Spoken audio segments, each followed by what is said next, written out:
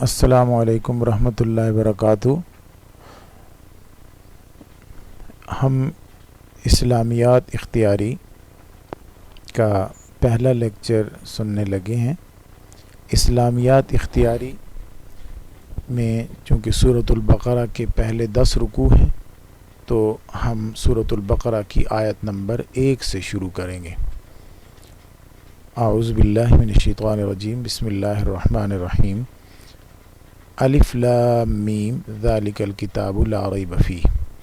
الف لام میم یہ علیحدہ علیحدہ حروف ہیں، الف لام میم، اور الف لام میم کا معنی ہم نہیں جانتے کہ الف لام میم کا کیا معنی ہے۔ الف لام میم حروف مقطعات کہلاتے ہیں، یعنی یہ سورتوں کے شروع میں آنے والے حروف ہیں جو کئی سورتوں کے شروع میں آئے ہیں، اور 29 سورتیں ہیں جن کے شروع میں یہ حروف آئے ہیں۔ ان حروف کو حروف مقطعات اس لیے کہتے ہیں کہ یہ علیحدہ علیحدہ پڑھے جاتے ہیں۔ اس کو ہم علم نہیں پڑھ سکتے بلکہ الف لام میم، جیسے شارٹ فارم ہوتی ہے انگلش میں، اسی طریقے سے یہ حروف ہیں۔ یہ کس لفظ کی شارٹ فارم ہے یہ ہم نہیں جانتے۔ مختلف علماء کی آراء آپ کے سامنے ہیں۔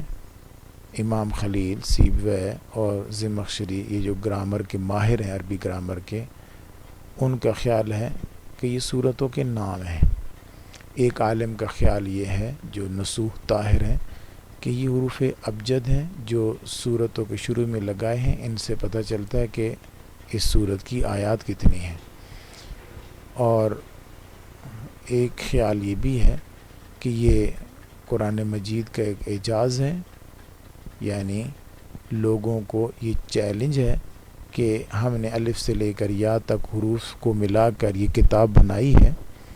اگر آپ اس کو اللہ کا کلام نہیں سمجھتے، یہ سمجھتے ہیں کہ محمد رسول اللہ صلی اللہ علیہ وسلم نے خود سے بنایا ہے، تو آپ بھی انسان ہیں اور محمد صلی اللہ علیہ وسلم بھی انسان ہیں، لہٰذا آپ ان حروف کو ملا کر آپ بھی اس جیسی کتاب بنا کے لے آئیں، یا ان حروف کو ملا کر آپ اس جیسی 10 صورتیں بنا کے لے آئیں، یا ایک ہی صورت بنا کے لے آئیں۔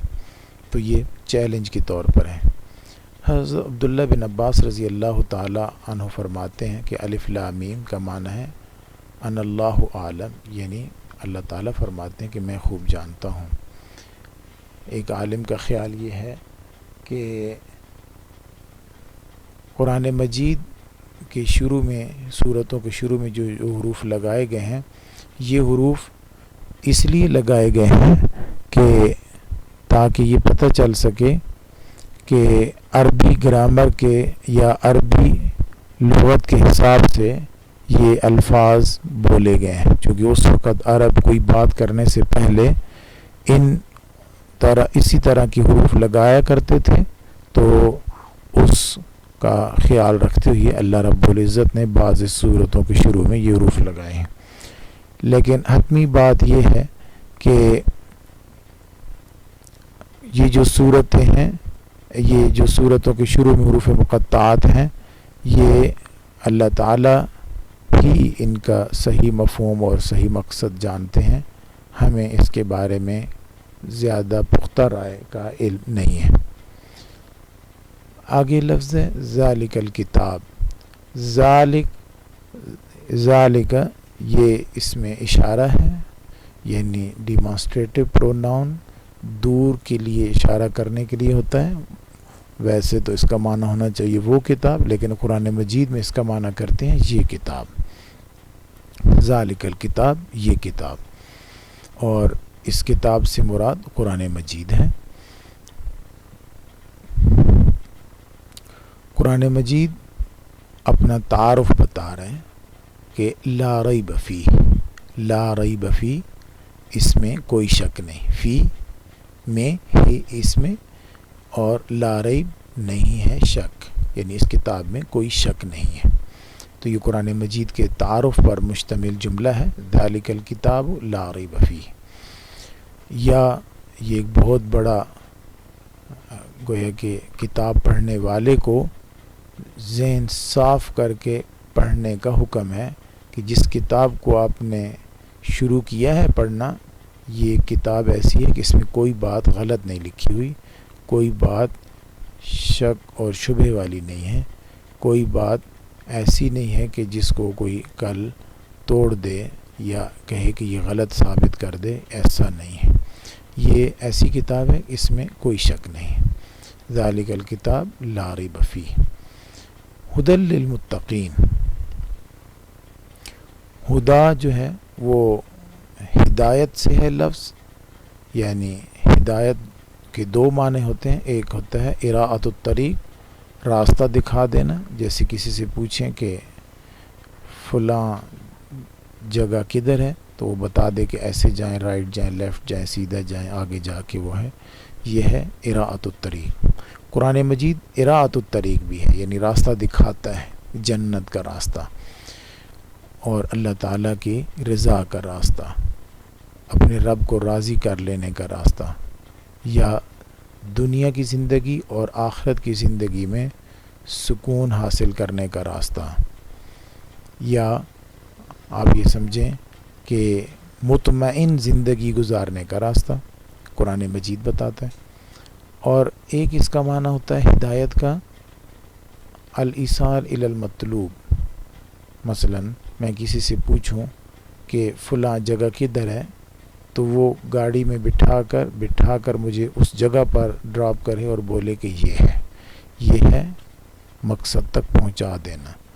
تو قرآن مجید ان دونوں معنوں میں ہدایت ہے، یعنی راستہ دکھاتا بھی ہے، اور جو لوگ صحیح راستے پر موجود ہیں، صحیح جگہ پر موجود ہیں، یعنی جنہیں ہم متقین کہتے ہیں، تو وہ قرآن مجید ہی نے بنائے ہیں، یعنی قرآن مجید نے ان کو تقویٰ تک پہنچایا ہے۔ اس جو متقی کا رتبہ ہے، اس رتبے تک پہنچانے والا قرآن مجید ہے۔ قرآن مجید نے یہ بتایا ہے کہ متقین کون ہیں۔ قرآن مجید نے یہ بتایا ہے کہ تقویٰ کیسے حاصل ہو سکتا ہے۔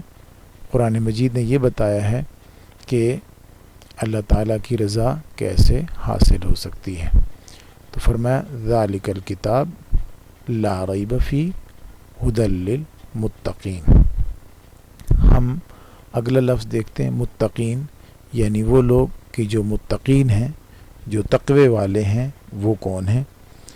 قرآن مجید نے اس کی وضاحت بار بار کی ہے، لیکن تقوی جو ہے وہ اس کا معنی ہوتا ہے ڈرنا، کسی چیز سے بچ جانا، اور قرآن مجید میں یہ کئی جگہوں پر استعمال ہوا ہے۔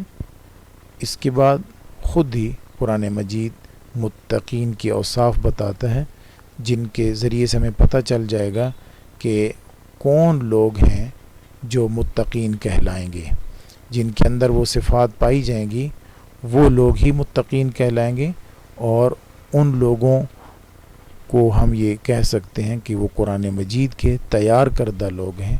قرآن مجید نے ان کو یہاں تک پہنچایا ہے۔